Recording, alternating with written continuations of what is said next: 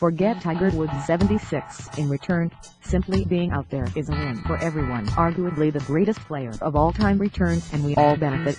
Woods, PGA Tour and sports fans pay no attention to the scorecard. Don't sweat that Tiger Woods shot for over 76.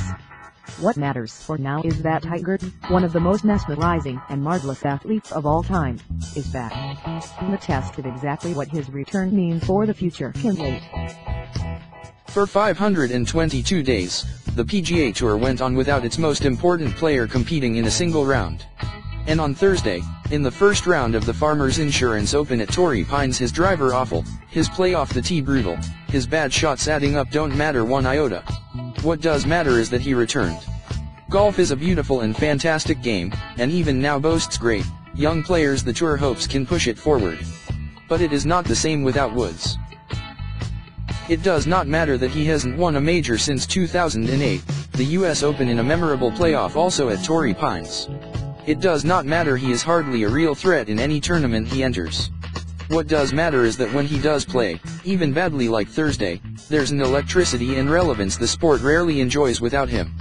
That is not to say Tiger is finished as a real threat. I don't believe that for one moment. I believe, someday, he will be in the thick of things in a Masters or US Open or PGA Championship or Open Championship, and, if he comes out on top, a great weight will lift and glimmers of the old Tiger will at times spring up. Thursday was merely step one to that day. Golf, brutal and difficult as it can be, is a funny game, with a strange relationship with those who end up defining it.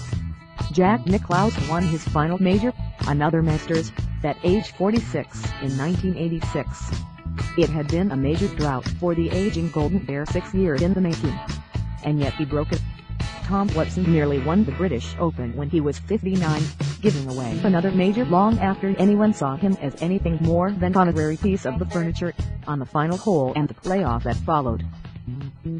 So there is time, despite a 9-year gap, at least partially defined by a scandal of his own making, since Woods' last major title. For Tiger and all of us longing to see him win at least one more. The issue is whether he can reclaim some of that mental toughness that once made him so historically formidable. The first step is returning, so Tiger's first round in Las Vegas is worth celebrating.